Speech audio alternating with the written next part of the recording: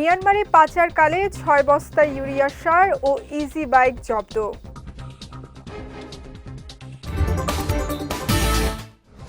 এবং সাঙ্গু নদীতে নিখোঁজ পর্যটকের মরদেহ উদ্ধার।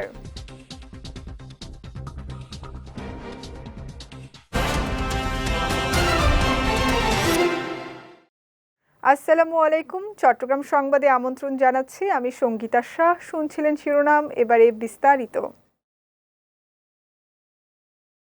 মিয়ানমারে পাচারকালে ৬ বস্তা বাংলাদেশি ইউরিয়া সার ও ইজি বাইক জব্দ করেছে বিজিবি।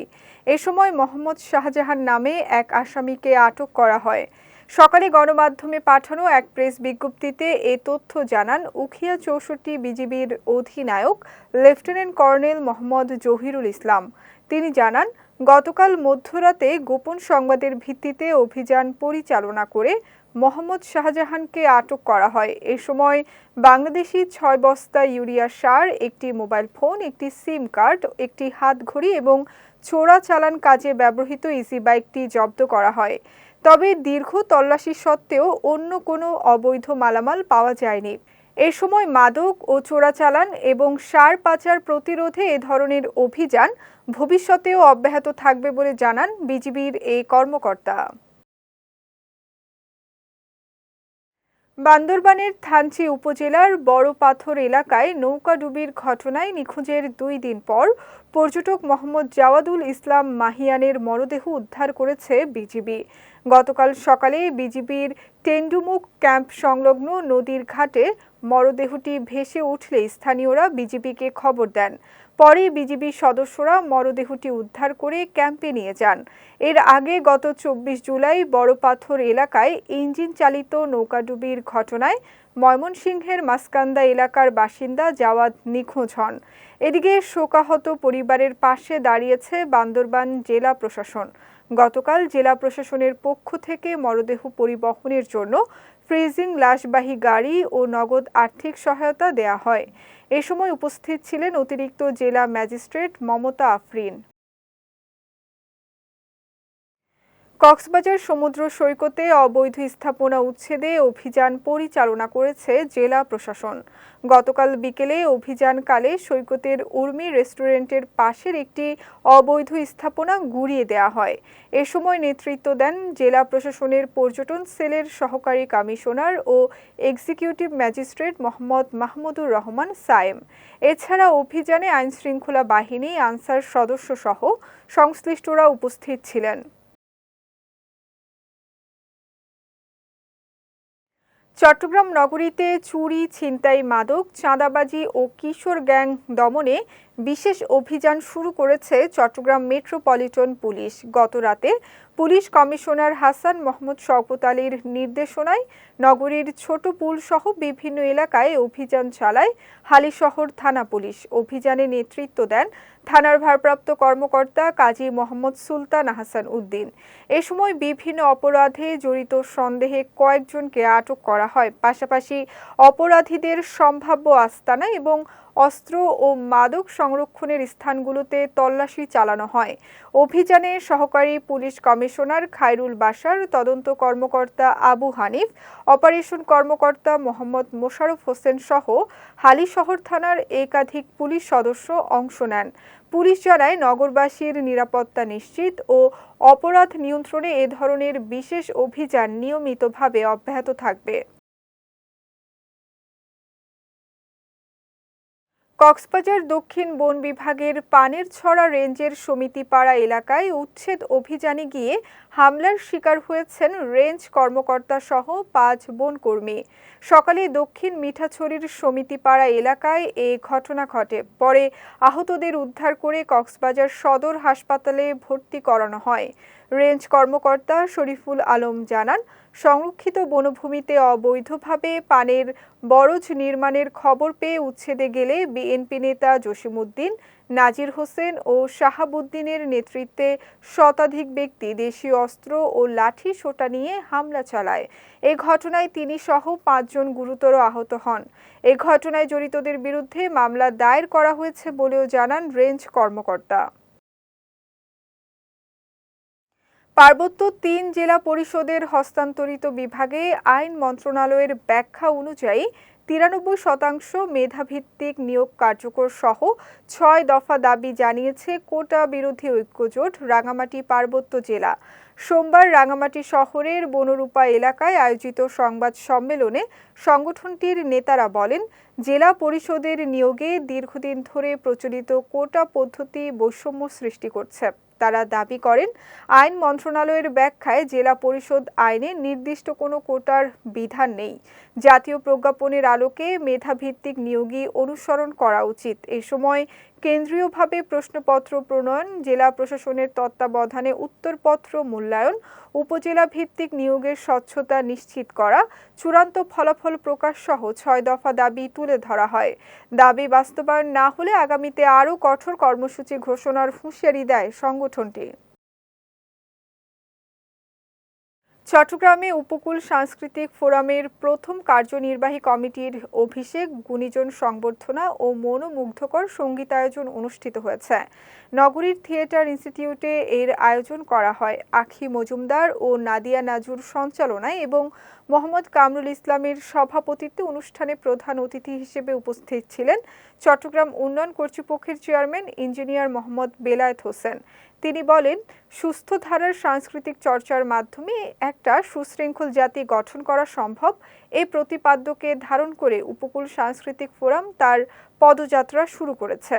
অনুষ্ঠানে আরও উপস্থিত ছিলেন চট্টগ্রাম প্রেস ক্লাবের সভাপতি জাহিদুল করিম কোচি, সংগঠনের সভাপতি মোহাম্মদ এনায়েত হোসাইন পলাশ, দৈনিক আজাদীর সম্পাদক ও ২১ পদকপ্রাপ্ত সাংবাদিক এম.এ. মালেক সহ অন্যান্যরা। এ সময় বিভিন্ন শাখায় বিশেষ অবদানের জন্য গুণীজনদের সম্মাননা প্রদান করা হয়। কক্সবাজারের পেকুয়া এবং চকরিয়ায় বন্যা কবলিত ২ সহস্রাধিক মানুষের মাঝে বিনামূল্যে চিকিৎসা সেবা ও ওষুধ সামগ্রী বিতরণ করেছে সেনাবাহিনী। সোমবার সকাল থেকে দুপুর পর্যন্ত চকরিয়া উপজেলার বেতুয়া সরকারি প্রাথমিক বিদ্যালয় প্রাঙ্গণে সেনাবাহিনীর রামু ১০ পদাতিক ডিভিশন এ চিকিৎসা শিবিরের আয়োজন করে। এর আগে রোববার পেকুয়া উপজেলায়ও অনুষ্ঠিত হয় চিকিৎসা শিবিরের, যেখানে বন্যা দুর্গত সহস্রাধিক মানুষ চিকিৎসা সেবা নেয়। আয়োজকরা জানান, সেনাবাহিনী দেশের প্রতিরক্ষার পাশাপাশি জনগণের দুর্যোগ দুর্বিপাকে বরাবরই পাশে থেকেছে। এরই অংশ হিসেবে কক্সবাজারে সৃষ্ট বন্যা দুর্গতদের পাশে চিকিৎসা সহায়তার উদ্যোগ নিয়েছে। সেনাবাহিনীর এই উদ্যোগ বন্যা কবলিত মানুষের দুর্ভোগ লাঘবের পাশাপাশি স্বাস্থ্য সচেতনতা বৃদ্ধি এবং পানিবাহিত রোগ প্রতিরোধে গুরুত্বপূর্ণ ভূমিকা রাখবে বলে আশাবাদ তাদের। শামলাপুরের ২ শিক্ষা প্রতিষ্ঠান পরিদর্শনে এসেছেন কক্সবাজার জেলা প্রশাসক মোহাম্মদ আব্দুল মান্নান। সোমবার সকালে টেকনাফ উপজেলার অন্তর্গত শামলাপুর উচ্চ বিদ্যালয় ও শামলাপুর প্রাথমিক বিদ্যালয় এই ২টি শিক্ষা প্রতিষ্ঠান পরিদর্শন করেন তিনি। এ সময় শিক্ষক ও সংশ্লিষ্টদের সঙ্গে মতবিনিময় করেন এবং তিনি শিক্ষার্থীদের লেখাপড়ার মান উন্নয়নের জন্য প্রয়োজনীয় আনুষঙ্গিক ও দূর দূরান্ত থেকে আসা শিক্ষার্থীদের দুপুরের খাবার নিশ্চিত করার লক্ষ্যে উপজেলা নির্বাহী কর্মকর্তাকে প্রয়োজনীয় পদক্ষেপের বিষয়ে আলোচনা করেন।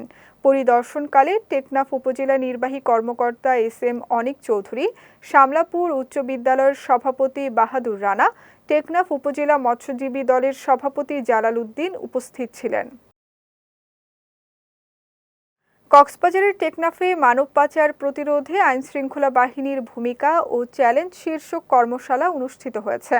গতকাল টেকনাফের সেন্ট্রাল রিসোর্ট কনফারেন্স রুমে ব্র্যাক মাইগ্রেশন প্রোগ্রামের উদ্যোগে এবং অস্ট্রেলিয়া সরকারের অর্থায়নে এই কর্মশালার আয়োজন করা হয়। কর্মশালায় প্রধান অতিথি হিসেবে উপস্থিত থেকে পুলিশের অতিরিক্ত উপকমিশনার মোমেনা আক্তার বলেন, আইনশৃঙ্খলা রক্ষাকারী বাহিনীকে মূল হোতাদের ধরতে হবে। এ সময় টেকনাফ ও উখিয়ার ৪২ জন সাংবাদিক এবং আইনশৃঙ্খলা বাহিনীর সদস্যরা উপস্থিত ছিলেন। পানি চলাচলের পথ বন্ধ করে কৃত্রিম জলাবদ্ধতা সৃষ্টির প্রতিবাদে এবং জনদুর্ভোগ নিরসনের দাবিতে চট্টগ্রামের সাতকানিয়ায় মানববন্ধন করেছেন স্থানীয় বাসিন্দা ও কৃষকরা। গতকাল উপজেলা পরিষদ প্রাঙ্গণে পৌরসভার ৮ নম্বর ওয়ার্ড এলাকাবাসীর ব্যানারে আয়োজিত এই কর্মসূচিতে বিভিন্ন রাজনৈতিক দলের নেতৃবৃন্দ ও স্থানীয় কৃষকরা সংহতি জানান। মানববন্ধনে বক্তারা অভিযোগ করেন, পানি চলাচলের স্বাভাবিক পথ বন্ধ করে দেয়ায় দীর্ঘদিন ধরে এলাকায় জলাবদ্ধতা সৃষ্টি হচ্ছে। এতে কৃষিজমি, বসতবাড়ি এবং স্থানীয় জনজীবন মারাত্মকভাবে ক্ষতিগ্রস্ত হচ্ছে। তারা দ্রুত বাঁধ অপসারণ করে পানি নিষ্কাশনের স্বাভাবিক ব্যবস্থা নিশ্চিত করার দাবি জানান। পরে এলাকাবাসী উপজেলা নির্বাহী কর্মকর্তার কাছে একটি স্মারকলিপি দেন। চট্টগ্রাম বিভাগের বন্যা কবলিত অঞ্চলে কর্মরত জাতীয় ও স্থানীয় ক্ষুদ্র ঋণ প্রতিষ্ঠান প্রতিনিধিদের সঙ্গে এক মতবিনিময় সভা অনুষ্ঠিত হয়েছে। সকালে নগরীর খুলশীতে অবস্থিত কোডেকের প্রধান কার্যালয়ে আয়োজিত এই সভায় সভাপতিত্ব করেন কোডেকের নির্বাহী পরিচালক খুরশিদ আলম। সভায় প্রধান আলোচক হিসেবে উপস্থিত ছিলেন মাইক্রোক্রেডিট রেগুলেটরি অথরিটির নির্বাহী পরিচালক মোহাম্মদ ইয়াকুব হোসেন। সভায় বক্তারা বলেন, সাম্প্রতিক বন্যায় ক্ষতিগ্রস্ত মানুষের দুর্ভোগ লাঘবে সরকারের নির্দেশনা অনুযায়ী ক্ষতিগ্রস্ত ঋণগ্রহীতাদের ঋণের কিস্তি আদায় সাময়িকভাবে বন্ধ রাখতে হবে। পাশাপাশি বন্যা কবলিত মানুষের পাশে দাঁড়িয়ে প্রয়োজনীয় সহযোগিতা অব্যাহত রাখার আহ্বান জানান তারা। এ সময় প্রত্যাশীর নির্বাহী পরিচালক মনোয়ারা বেগম এবং ইপসার নির্বাহী পরিচালক আরিফুর রহমান, চট্টগ্রাম, কক্সবাজার ও ৩ পার্বত্য জেলার MRA সনদপ্রাপ্ত বিভিন্ন MFI এর প্রধান ও প্রতিনিধিরা উপস্থিত ছিলেন। চট্টগ্রামের রাউজান উপজেলার ইটভাটা দখলকে কেন্দ্র করে সৃষ্ট অপ্রীতিকর পরিস্থিতির প্রতিবাদে সংবাদ সম্মেলন করেছেন মেসার্স হযরত জিয়াউল হক মাইজভান্ডারী ব্রিক্সের পরিচালক মোহাম্মদ ফরিদ মিয়া। গতকাল অনুষ্ঠিত সংবাদ সম্মেলনে লিখিত বক্তব্যে তিনি অভিযোগ করেন, একটি পক্ষ জোরপূর্বক ইট ভাটা দখলের চেষ্টা করছে। তার দাবি, প্রতিপক্ষের কাছে বর্তমানে ইট ভাটার বৈধ ও হালনাগাদ মালিকানার প্রয়োজনীয় কাগজপত্র নেই। এরপরও তারা দখলের চেষ্টা চালিয়ে যাওয়ায় এলাকায় উত্তেজনাকর পরিস্থিতির সৃষ্টি হয়েছে বলে অভিযোগ করেন তিনি। এ সময় উপস্থিত ছিলেন সাবেক ইউপি সদস্য আব্দুল সাত্তার, সমাজসেবক আব্দুল মোনাফ, মাহমুদ হোসেন, নাজিম কোম্পানি, মোহাম্মদ সেলিম উদ্দিন, মনসুর আলম, মোহাম্মদ ফারুক সহ স্থানীয় এলাকাবাসী। চট্টগ্রাম সংবাদ শেষ করার আগে শিরোনামগুলো দেখে নিচ্ছি আরও একবার।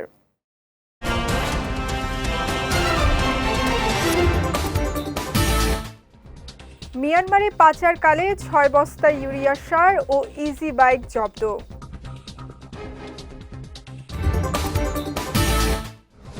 এবং সাঙ্গু নদীতে নিখোঁজ পর্যটকের মরদেহ উদ্ধার।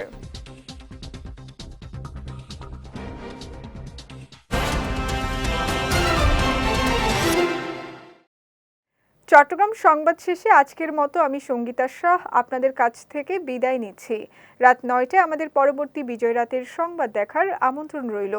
এছাড়াও আজকের চট্টগ্রাম সংবাদের ভিডিও দেখতে পারেন আমাদের ইউটিউব এবং ফেসবুক পেজে। আমাদের ইউটিউব হলো youtube.com/bijutv-official এবং আমাদের ফেসবুক পেজ হলো facebook.com/bijutv-limited। এতক্ষণ সঙ্গে থাকার জন্য ধন্যবাদ সবাইকে।